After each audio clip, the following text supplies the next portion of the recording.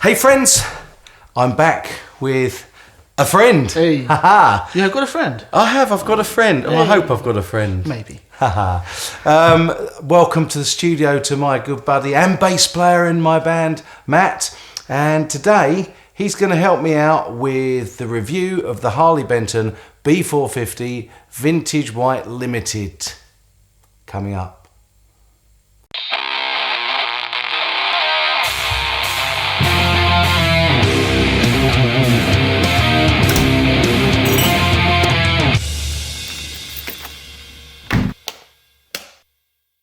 So welcome to the studio, Matt, and thanks very much for agreeing to come over and thanks for inviting me. give us some of your sweet bass tones. So, Matt, I know a bit about your background. I know about your dad playing bass. Yep. I know about your childhood in New Zealand and then in Japan. Yep. Yeah, but tell us a bit about your favourite styles of music and what got you into the bass. Well, growing up, I was listening to Purple, Santana, Zeppelin, Sabbath, all of the usuals for a 70s child. Yeah, cool, man. So yeah, I grew up listening to that, and then sort of progressed into sort of AC/DC, and then later in secondary school, high school, I was a bit of Metallica, and then Slayer, and okay, I can see where this is heading. Heavier. But then I've also come back and. I thought, as a bass player, I just like good bass riffs. So blues rock, Nice. even just a bit of old blues as well. Well, we do enough of that sort of stuff in the band, don't we? We do. Yeah, it's all good. And yeah, so basically anything that's got a good bass line usually. Nice. I've been working with this man for about 4 years now, and he's great to work with and to play in the band. We have a good laugh. And actually, we won't tell you half of what goes on at band, because that would be a bit embarrassing. So, moving on to this HB Harley Benton as was B450 bass. Yeah. Now, you know a bit more about this than I do, because you've just been looking at the specs and the reviews and stuff on the Harley Benton, on the Thomann website, I believe. I just had a quick little look. Yeah. To see that it's got mostly positive reviews. Yeah. And I can see why. It's an alder body guitar, so it is quite light. The neck is Canadian maple, and it is a long scale length. It's a 34-inch scale length. And considering it's a long scale length and a relatively small body, one of the things that initially surprised me picking it up and playing it is that it's nicely balanced. It is. It doesn't feel headstock heavy. No. And also, it's very light. I haven't weighed it, but we should weigh it, actually. Funny you should say that. You know the weight? Yeah, it was on the Thomann website. Right. 3.5 kg. Shall we? Wow, 3.5 kilograms. Shall we see if they're right? Huh? Yeah, I'll tell you. I've got a... Oh, he's gone off. He's back. I've got a scale here that I bought the other day. No expense spared. From the garage. Let's do it in pounds and then convert. So if you take the jack plug out a minute. Cheers, man. So this weighs 7.86 pounds. Oh, let's get it out the right way. There we go. Which is about right. One kilo is 2.2 pounds. 2.2 pounds. Exactly. So, having just weighed it in our very technological way, it's 7.86 pounds, which is about right, about 3.5 kilos.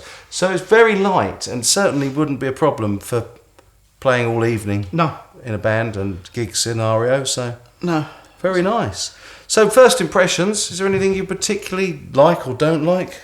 Anything the reviews like or don't like? I love the inlays. I think they look really smart. I do.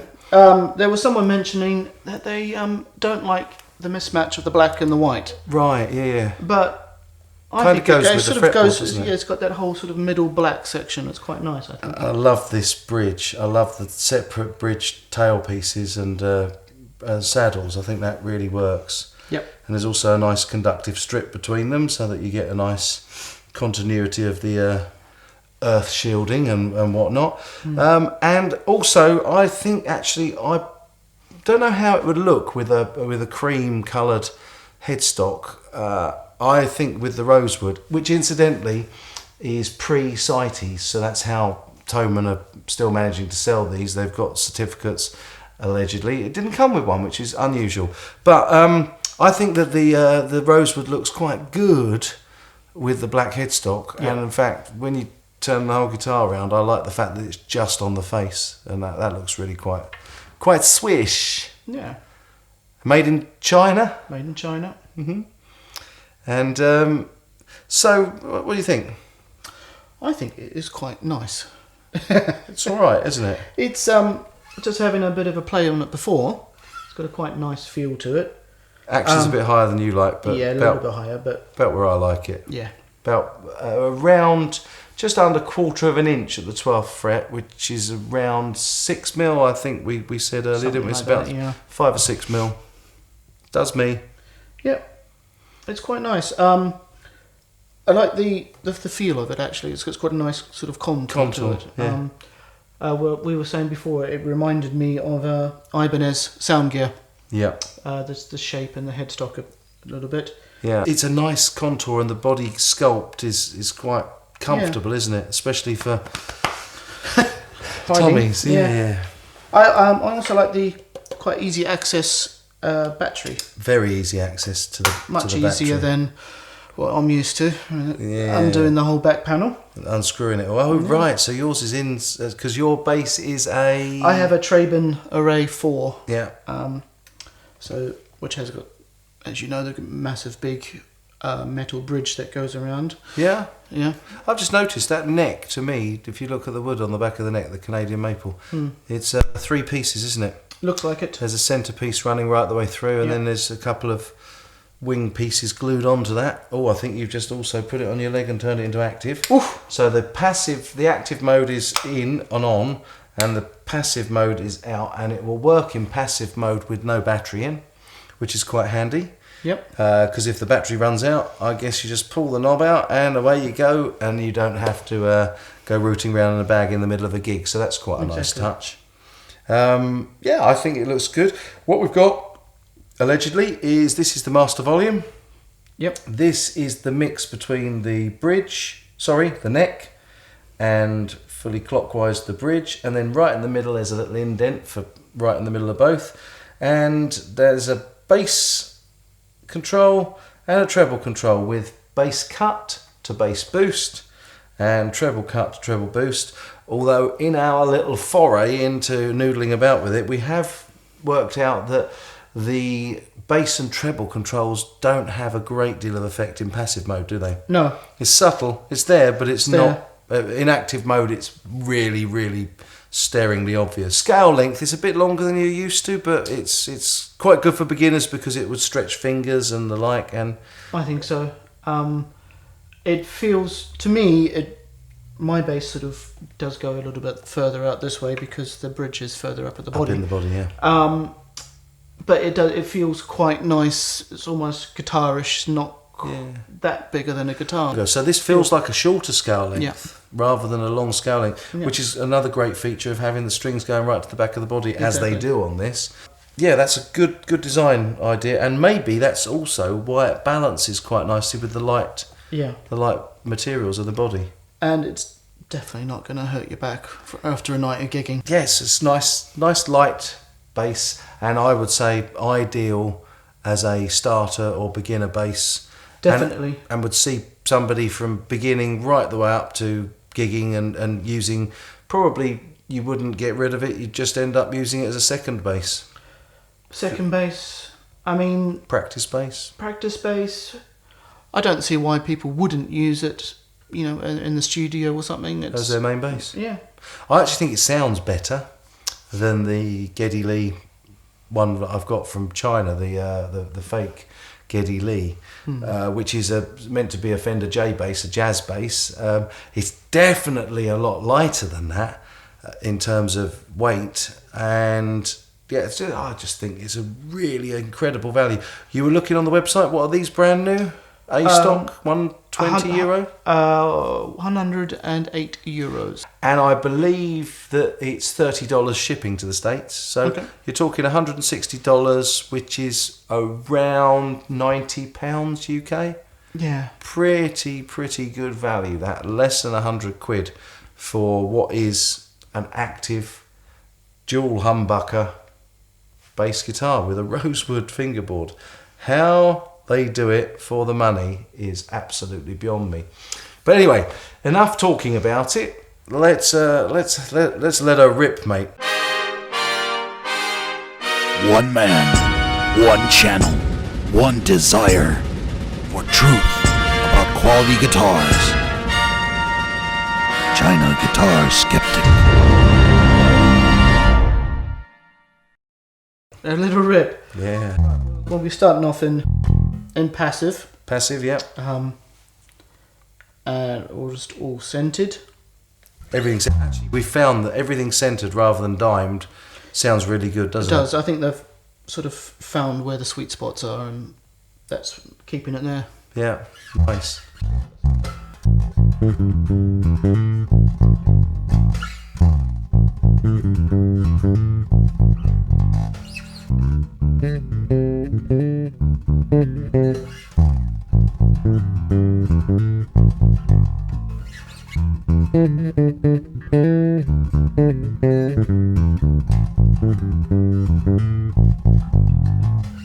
So that's with everything dead center. Yep. All on passive. So as it comes set up out of the box with just the volume, that's it really, isn't it? Full on volume.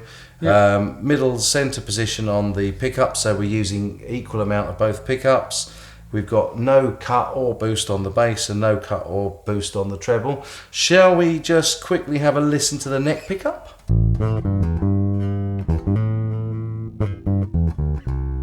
It's less obvious in passive, isn't it?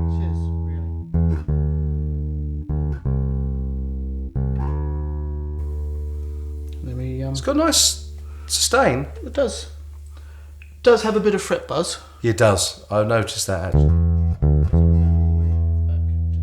Right, so it's the bridge now. And again, on the passive, that's not as noticeable as it is on the active, which we'll get to in a minute. So I usually play up here, so if we play back a bit here, do get a bit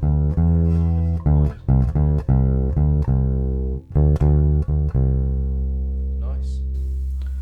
and then we go for a bit of bass boost. So it's back in the middle now, is it? That's back in Both pickups. both pickups, and we're just boosting the bass.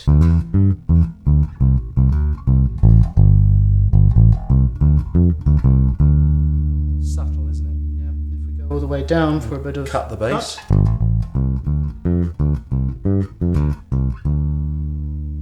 You can hear that it's cut, but it's subtle again, isn't it? Yeah. Without the active in, by comparison. And then, yeah, treble. Is that so? The bass is back in the centre now. Yep, and then we'll just boost the treble a bit. Boost treble.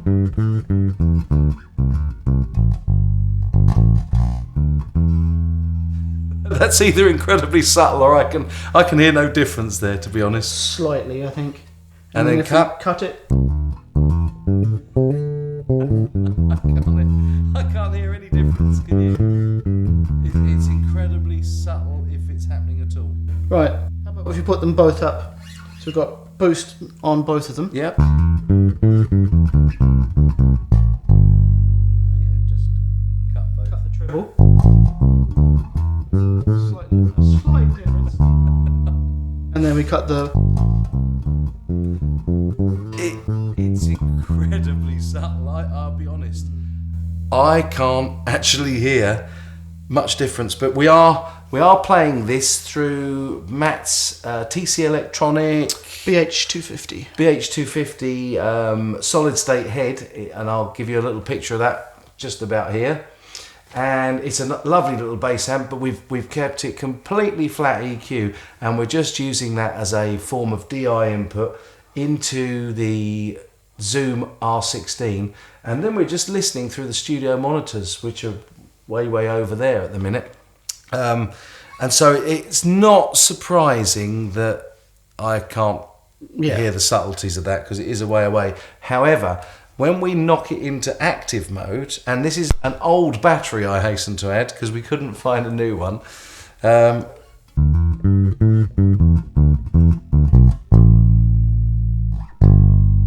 get a bit more of the... Bit of a boost on the volume, gently.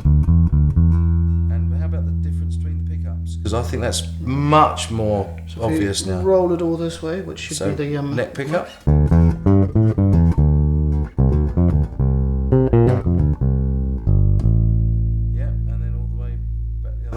I think it's the other way around, don't you? I think that's the neck. So we had the bridge and now this is the neck. It's weird though, isn't it? Because you'd have thought that you'd roll it towards the pickup. That you're going to. Yeah. Maybe it's supposed to be cutting whatever you're rolling towards. Right, okay. Yeah, cool. So pop that back in the middle position, and now this is where you will hear the bass cut and bass boost. So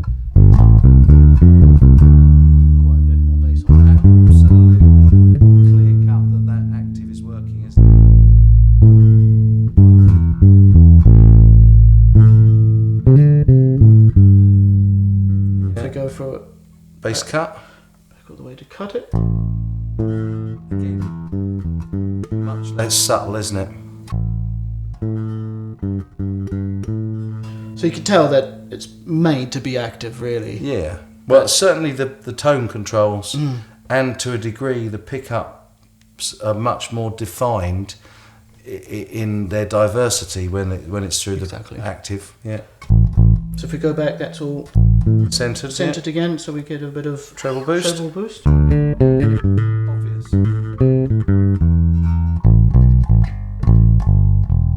It's more subtle than the bass boost, but then it would be because it's treble on a bass guitar.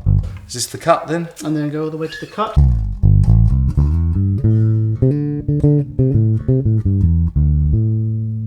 Nice.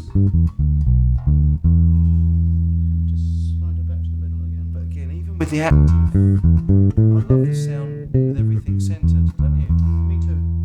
Because they really have found a sweet spot there. Yeah.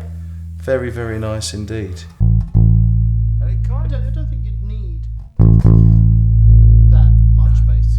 No.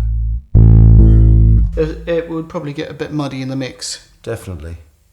Yeah, definitely swamp out the rest of the band, and certainly would be bleeding all over a kick drum.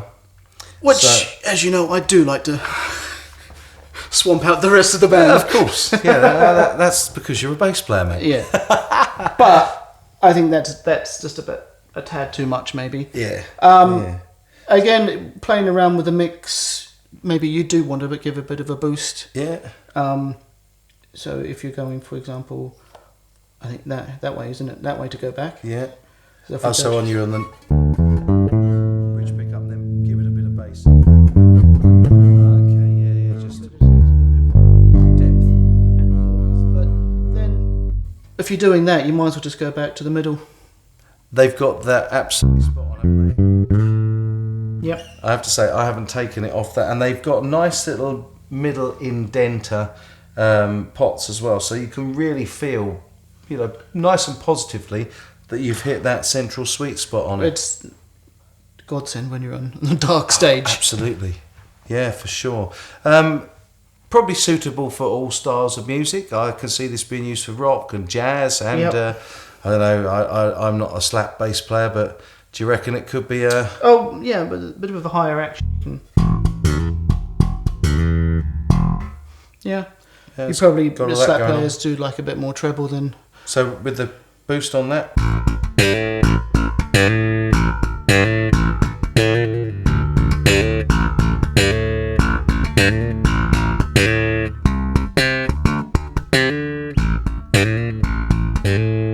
Nice, yeah, it really works with that treble boost, doesn't it? That makes a big difference there. Nice bass. I have to say, I'm finding difficulty understanding how they do this for the money that they do it for. I know it's made in China, and it's also supposed to be an LTD run. Limited run, yeah. So I don't know if that's just the colour or the specs. No, I'm not sure what the... it's definitely a white. It's a vintage white. But it's more of a creamy white, and it's actually... I don't know, I think I told you already, but this was not normal stock. It wasn't even B stock. This was a decorative guitar, sold as decorative because it had sharp frets. You've already found a little dink in the 7th fret and a little dink in the back. You got your D stamp here as well. D stamp, D for deco, which is what they call it. And considering I paid €89 for this, which works out about 77 quid, I think it was. Not bad. You find difficulty buying the parts to build it for that, wouldn't you? Well, exactly. I mean, I built I had a DIY kit guitar, and that was over 100 quid. Yeah. For not very good pickups and not very good bridges and stuff. So. And actually, I have to say, I'm quite impressed with the clarity of these pickups, both the neck and the bridge. I think they're identical pickups. I don't hear much difference. It just does sound like placement. Are they Harley Benton? I believe so. Stocks? Yeah, I believe so. The pickups are. It doesn't say. It just says 2 humbucker pickups with active preamp electronics. So I'm guessing that they are their own brand. I know Harley Bentons were putting Wilkinson in quite a bit of their guitar stuff, and then they've just recently moved over to Rockwell. Yeah, is it Rockwell? Okay. Yeah, Rockwell's. And a lot of people online saying that the old Wilkinson pickups are a little bit crisper, a little bit clearer. Right. But could be a bit brittle in places as well. But these sound nice and clear, nice and defined. They've got a good tonal range. I would actually like to hear it in a full band setup, playing live. Why don't we have a jam out with just the kit and the bass? Could do that. For those of you that have stayed this long, because that'd be a lot of fun. Have a bit of a jam out with the bass and drums. And I will be back really soon with the review of the Harley Benton CST 24, which is the Green Goddess. I don't think she's been named yet. So any ideas on names, let me know in the comments down below. Also, let us know what you think about this bass. A big thank you to you, Matt, for coming over and very kindly doing the demo for us. And it's nice to have somebody in the studio with me. I hope you've enjoyed that as well too, folks. And if you have enjoyed the video, do give it a like and a thumbs up. And if you haven't already, why not subscribe and click that bell icon to know when I've released videos, because I tend to do them about weekly and hopefully going to do a few more than that soon. But for now, you take good care.